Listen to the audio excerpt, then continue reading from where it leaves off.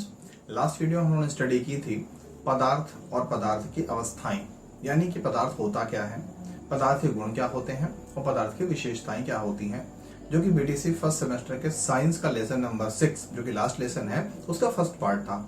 आज जो वीडियो है ये सेकेंड पार्ट है। तो एक क्वेश्चन बनता है कि हम किस आधार पर बोल देते हैं कि ये ठोस है, ये द्रव है, ये गैस है, यानी कौन सा पदार्थ यानी सब्सटेंस सॉलिड है, कौन सा लिक्विड है और कौन सा गैस है। तो इसी कंफ्यूजन को क्लियर करने के लिए ये आज का वीडियो है। तो मैं जितेंद्र मिश्रा ब्रिलियंट विजन में आपका स्वागत करता हूँ। उम्मीद करता हूँ कि आपने मेरे चैनल को सब्सक्राइब कर लिया होगा। अगर ऐसा है तो from the bottom of my heart I heartily thanks you.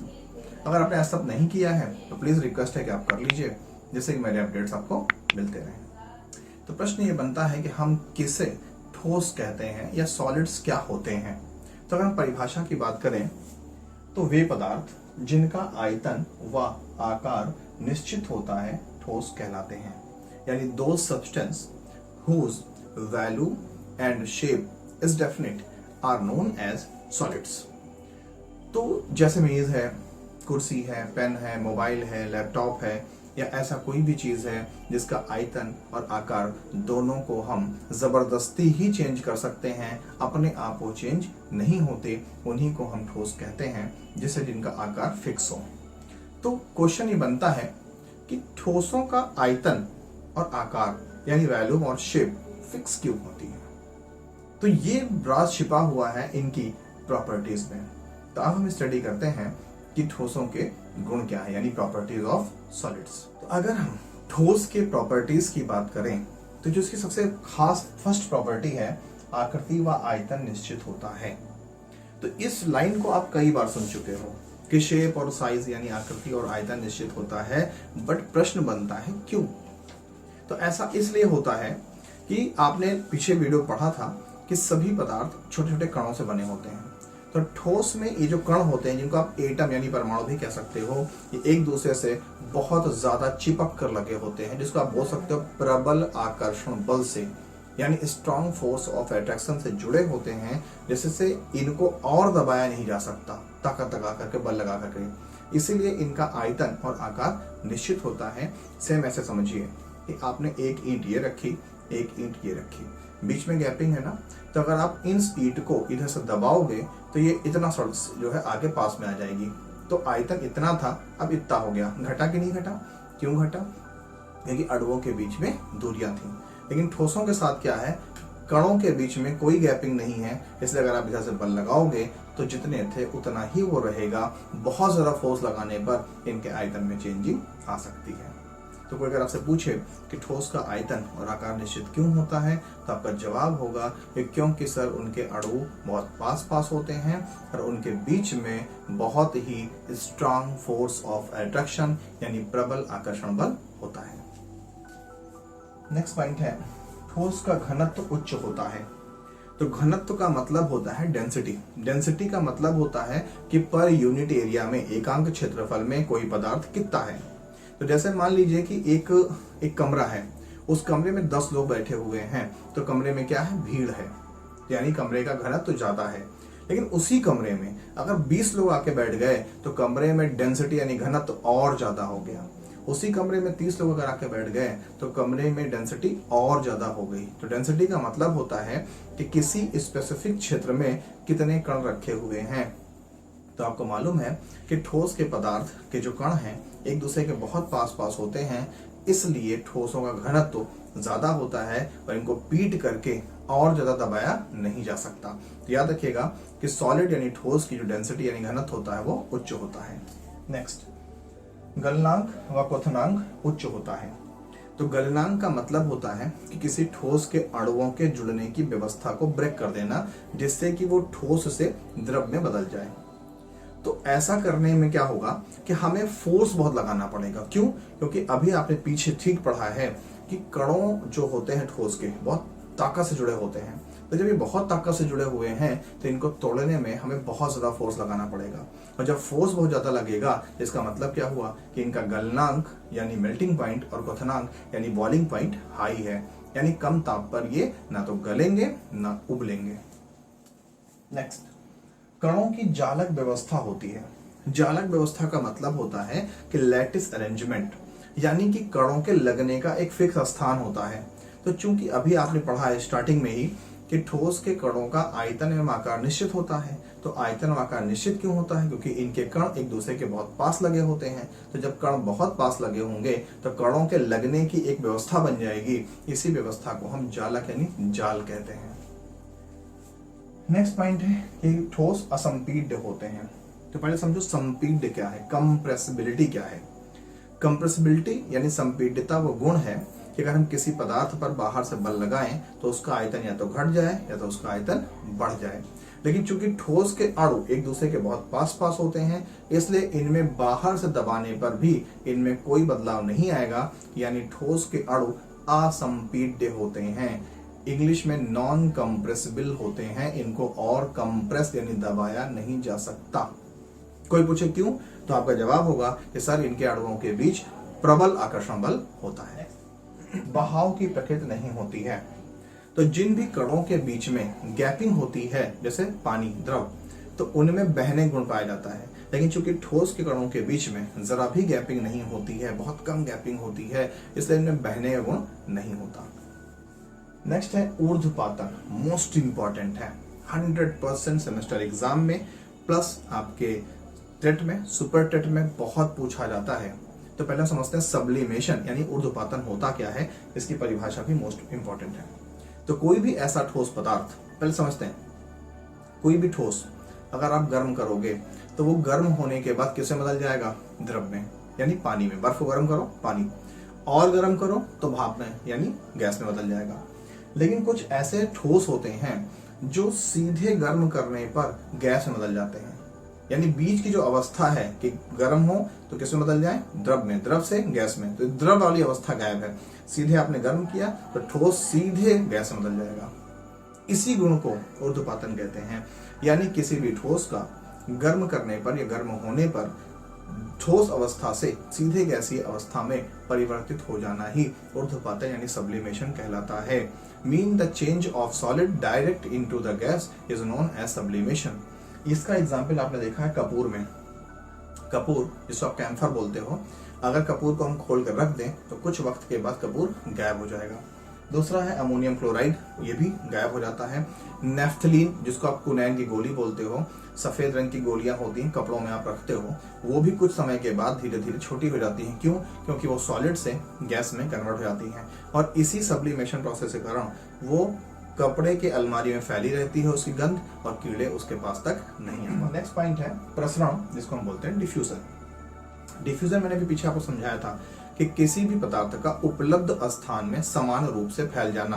तो जब हमको मालूम है कि ठोस के आयतन और आकार निश्चित होते हैं क्योंकि इनके कणों के बीच में कोई भी फालतू गैपिंग नहीं होती है, और प्लस कण बहुत ही प्रबल आकर्षण बल से जुड़े होते हैं, तो सिंपल सी बात है कि वो जहां पर रख दिए जाएंगे, जितना रख दिए जाएंगे उतना ही रहेंगे। यानी कि ठोसों में प्रसरण यानी डिफ्यूजन क्रिया नहीं होती। अब हम स्टडी करते हैं कि जो द्रव की दूसरी अवस्था है जिसको हम बोलते हैं लिक्विड यानी द्रव, उसके गुण और प्रॉपर्टीज क्या है। तो अगर हम लिक्विड पर डिस्कशन करें कि द्रव यानी लिक्विड क्या होते हैं, तो द्रव पदार्थ की वो अवस्था है जिनका आयतन निश्चित होता है मगर आकार अनिश्चित होता है। Mean that state of matter which have definite volume but indefinite shape is known as liquid. एक कंफ्यूजन बच्चों को रहती है कि द्रव और द्रव्य क्या है। तो द्रव यानी दा में नीचे रा और वा, ये लिक्विड है, और द्रव्य जिसमें आधा वा और या होता है वो मैटर कहलाता है। मैटर माने पदार्थ का ही दूसरा नाम है द्रव्य, या निकलना चाहिए उसमें। क्लियर? ये कंफ्यूजन दूर कर लीजिएगा। तो अगर देखते हैं कि लिक्विड है क्या, तो वे पदार्थ जिनका आयतन निश्चित यानी कि वॉल्यूम फिक्स होता है, वह आकार अनिश्चित होता है, द्रव कहलाते हैं। जैसे कि जल है, मिट्टी का तेल है, पेट्रोल है, डीजल है, केरोसिन है, मोबिल है, ये सब के सब लिक्विड हैं और लिक्विड कंडीशन में पाए जाते हैं।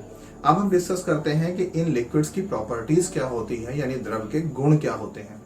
तो लिक्विड की जो फर्स्ट प्रॉपर्टी है वो ये है कि आयतन निश्चित व आकार अनिश्चित होता है। तो ऐसा क्यों होता है कि इनका आयतन निश्चित होता है और आकार अनिश्चित होता है?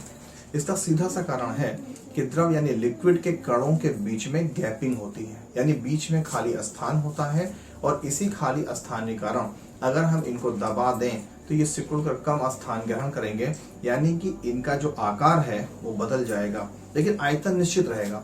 अगर आपने किसी बर्तन में 1 लीटर पानी लिया है तो पानी 1 लीटर ही रहेगा, मगर बर्तन का जिस तरह का शेप होगा, आकार होगा, पानी उसी आकार को ग्रहण कर लेगा।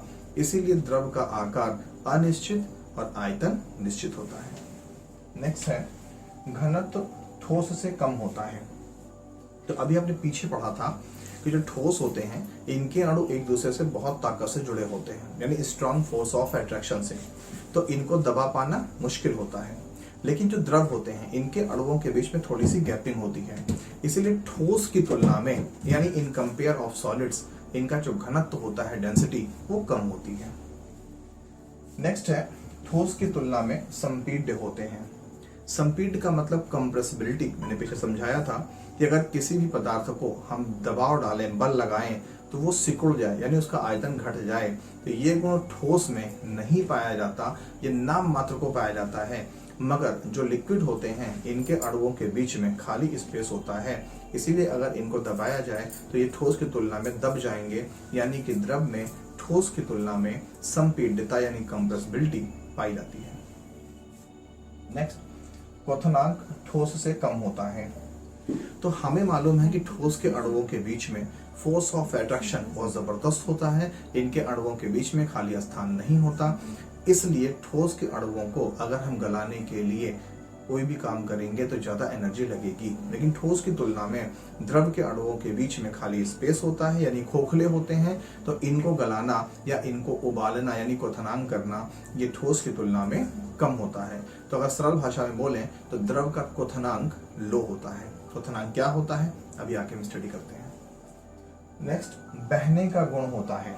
तो चूंकि लिक्विड यानी द्रव के अणुओं के बीच में खाली स्थान होता है, ये बहुत ज्यादा ताकत से बंधे नहीं होते हैं, इसलिए इनमें बहने गुण होता है। जैसे पानी बहता है, तेल बहता है, पेट्रोल बहता है, मिट्टी का तेल बहता है, तो ये बहने गुण द्रव में पाया जाता है। कोई पूछे क्यों, तो आपका जवाब है कि इनके अणुओं के बीच में बहुत स्ट्रांग फोर्स ऑफ अट्रैक्शन नहीं होता। नेक्स्ट पॉइंट है जमने का गुण होता है। तो ये जो द्रव होते हैं इनके अणुओं के बीच में चूंकि रिक्त स्थान होता है, कभी भी कोई आपसे पूछे कि ठोस के ऐसे गुण क्यों हैं, तो एक जवाब रट लीजिएगा कि उनके अणुओं के बीच में खाली स्थान नहीं होता, साथ ही अणुओं के बीच में प्रबल आकर्षण बल होता है, इसलिए ठोस गुण ऐसा है। कोई पूछे द्रव के ये गुण क्यों है, तो आपका एक ही जवाब होना चाहिए कि द्रव के अणुओं के बीच में प्रबल आकर्षण बल नहीं होता, साथ ही उनके अणुओं के बीच में खाली स्थान होता है, इसीलिए द्रव का गुण ऐसा है। तो द्रव के जो अणुओं के बीच में खाली स्पेस होता है, इसीलिए अगर इनको हम ठंडा कर दें यानी लो टेम्परेचर पर ले जाएं तो ये जम जाते हैं, मगर खोखले होते हैं। नेक्स्ट पॉइंट है वाष्पन होता है। आपने देखा है कि अगर कोई भी कपड़ा हम गीला करके कहीं ले जाकर टांग दें तो कुछ वक्त के बाद वो कपड़ा सूख जाता है। ऐसा क्यों हुआ, क्योंकि जो द्रव था, द्रव को जब ताप मिला तो वो वाष्प में परिवर्तित होकर के वहां से उड़ गया और कपड़ा सूख गया। तो द्रवों में वाष्पन का गुण यानी इवेपोरेशन का गुण पाया जाता है। नेक्स्ट है निश्चित क्वथनांक होता है। तो पहले हम समझते हैं क्वथनांक यानी बॉइलिंग पॉइंट क्या होता है। तो किसी भी द्रव का वो ताप जिस पर उसका दाब वायुमंडल दाब के बराबर हो जाता है। क्वथनांक यानी बॉइलिंग पॉइंट की एक बहुत सिंपल डेफिनेशन आप जानते हो कि वो ताप जिस पर कोई द्रव वाष्प में परिवर्तित हो जाता है क्वथनांक कहलाता है, मगर ये स्टैंडर्ड डेफिनेशन नहीं है। स्टैंडर्ड डेफिनेशन यही है कि वो निश्चित ताप जिस पर द्रव का दाब वायुमंडलीय दाब के बराबर हो जाता है क्वथनांक कहलाता है। हर द्रव का क्वथनांक यानी बॉइलिंग पॉइंट फिक्स होता है, जैसे जल का बॉइलिंग पॉइंट 100 डिग्री सेंटीग्रेड है, पानी 100 डिग्री पर उबलने लगता है। नेक्स्ट पॉइंट है दाब बढ़ने पर क्वथनांक का बढ़ना। किसी भी लिक्विड का जो प्रेशर होता है ये एटमॉस्फेरिक प्रेशर पर या बाहर से जो हम प्रेशर देते हैं उस पर निर्भर करता है।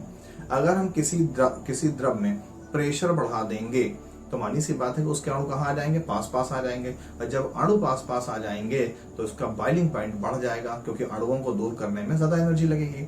अगर हम दाब को घटा दें तो अणु कहाँ हो जाएंगे, दूर दूर हो जाएंगे। तो ऐसी कंडीशन में उनको उबालना यानी क्वथनांक आसान हो जाएगा, यानी उनका क्वथनांक घट जाएगा। और इसी सिद्धांत पे प्रेशर कुकर काम करता है कि प्रेशर कुकर में प्रेशर घट जाता है, ऐसी कंडीशन में बहुत जल्दी ही खाना उबल जाता है और खाना जल्दी तैयार हो जाता है। अब हम स्टडी करते हैं कि जो द्रव की यानी मैटर की तीसरी स्टेट है जिसको आप बोलते हो गैस, उसकी प्रॉपर्टीज क्या होती हैं और किन पदार्थों को हम गैस कहते हैं। अब डिस्कस करते हैं प्रॉपर्टीज ऑफ गैसेस, यानी गैस होती क्या है। तो पदार्थ की वो अवस्था जिसका आयतन एवं आकार दोनों अनिश्चित होता है, यानी volume and shape both are indefinite, अनइनडेफिनिट जिसको आप बोल दीजिए, हिंदी में अनिश्चित होता है, उसी को हम गैस कहते हैं। यानी वे पदार्थ जिनका आयतन व आकार अनिश्चित होता है गैस कहलाते हैं। जैसे वाष्प है जिसको आप वेपर बोलते हो, जल वाष्प है जिसको आप वाटर वेपर बोलते हो। तो ये इसके एग्जाम्पल्स हैं। अगर हम किसी भी गैस को किसी भी कमरे में भर दें तो वो इतनी सी गैस इस पूरे कमरे में फैल जाएगी, लेकिन उसी गैस को, पूरे कमरे की गैस को हम दाब बढ़ा करके इतनी बड़ी डिब्बी में भर सकते हैं। ऐसा सेम आपके एलपीजी गैस सिलेंडर में होता है। तो इससे क्लियर है कि गैसों का आयतन एवं आकार अनिश्चित होता है। अब अगर इनके प्रॉपर्टीज की बात करें तो नंबर 1, आकृति व आयतन अनिश्चित होता है। तो आपके मन में एक प्रश्न आ रहा होगा कि इनका आयतन एवं आकार अनिश्चित क्यों होता है। इसका सीधा सा जवाब है कि गैस के अणुओं के बीच में आकर्षण बल लगभग 0 होता है, यानी फोर्स ऑफ अट्रैक्शन लगभग 0 होता है, प्लस गैस के अणु एक दूसरे से बहुत दूर दूर होते हैं और अनियमित रैंडम मोशन यानी अनियमित गति करते रहते हैं, इसलिए इनका आयतन और आकार दोनों अनिश्चित होता है। नेक्स्ट पॉइंट है कि घनत्व तो सबसे कम होता है, यानी ठोस से भी और द्रव से भी इनका घनत्व कम होता है। क्यों? क्योंकि इनके अणुओं के बीच में आकर्षण बल होता नहीं है, ये एक दूसरे से बहुत अधिक दूर दूर फैले होते हैं, इसलिए इनका घनत्व भी कम होता है। नेक्स्ट पॉइंट है संपीड्यता बहुत अधिक होती है।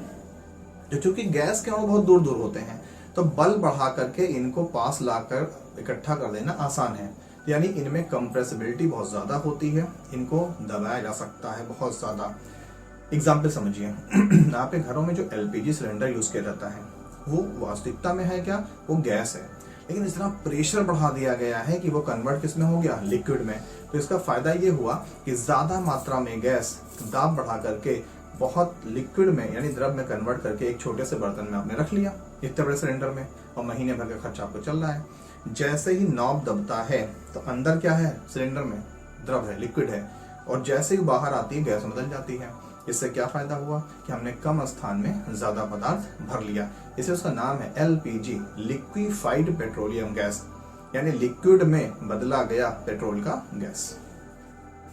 नेक्स्ट है, ये क्वेश्चन पूछा जाता है टेट सुपर टेट में कि संपीड्यता सबसे ज्यादा किसमें होती है, तो गैस में। गर्म व ठंडा करने पर संकुचित व प्रसारित किया जा सकता है। संकुचित माने इकट्ठा कर देना, प्रसारित माने फैला देना। तो बहुत सिंपल सी बात है कि किसी भी अगर गैस को हम गर्म करेंगे तो वो और फैल जाएगा, ठंडा करेंगे तो पानी बदल जाएगा यानी लिक्विड बदल के गिर जाएगा। सेम ऐसी क्रिया कहाँ होती है, आसमान में, जिसको आप संघनन यानी कंडेंसेशन कहते हो। अभी आगे देखते हैं इसको। गैसों का संघनन संभव है। संघनन का मतलब होता है कि दूर दूर फैले हुए गैसों को टेम्परेचर डाउन कर दो, पास पास में आ जाएंगे और लिक्विड में बदल जाएंगे, क्योंकि जब पास पास आ जाएंगे तो द्रव के अणु पास पास होते हैं तो वो द्रव में बदल जाएंगे और पानी के रूप में जमीन में गिर जाएंगे। ऐसे ही बारिश होती है और इसी क्रिया को हम संघनन कहते हैं। अगर परिभाषा की बात की जाए तो गैस के अणुओं का पास पास आकर के द्रव में बदल जाना संघनन कहलाता है, जिसको इंग्लिश में हम कंडेंसेशन कहते हैं। नेक्स्ट है, गैस में दाब होता है। तो बहुत सिंपल सी बात है कि हम अपने एलपीजी सिलेंडर में गैस रखे हुए हैं, तो सिलेंडर इतना मोटा क्यों लेते हैं, क्यों? क्योंकि गैस के अणु एक दूसरे से दूर जाना चाहते हैं, तो वो बर्तन पर धक्का, मेरे हाथों पर ध्यान दीजिए, बर्तन पर धक्का लगाते हैं, तो अगर बर्तन कमजोर होगा तो ब्लास्ट कर जाएगा। तो यानी गैस के अणुओं में दाब होता है। अगर कोई आपसे दाब की परिभाषा पूछे तो किसी एकांक क्षेत्रफल पर लगने वाले बल को दाब कहते हैं। इसे सूत्र भी होता है P = F/A, जहां पर P क्या है, दाब यानी प्रेशर है, F क्या है, बल यानी फोर्स है, A क्या है, एरिया यानी क्षेत्रफल है। तो इस तरह से मैं उम्मीद करता हूं कि आपको ठोस, द्रव, गैस, इनके गुण ये सब आपको समझ में आ गए होंगे। फिर भी कोई कंफ्यूजन है तो आप कमेंट बॉक्स में अपना सोल्यूशन हमसे ले सकते हैं या पर्सनली हमसे कांटेक्ट करके अपने सोल्यूशंस को गेन कर सकते हैं। अगर ये वीडियो आपको पसंद आया तो प्लीज़ वही रिक्वेस्ट है, इसको लाइक कीजिए, शेयर कीजिए, चैनल को सब्सक्राइब कीजिए, अपनों को प्रेस्क्राइब कीजिए, ज़्यादा से ज़्यादा लोगों तक मेरे वीडियो पहुंचते रहें और मैं ऐसे ही आपकी सेवा करता रहूँ। मिलते हैं नेक्स्ट वीडियो में, तब तक के लिए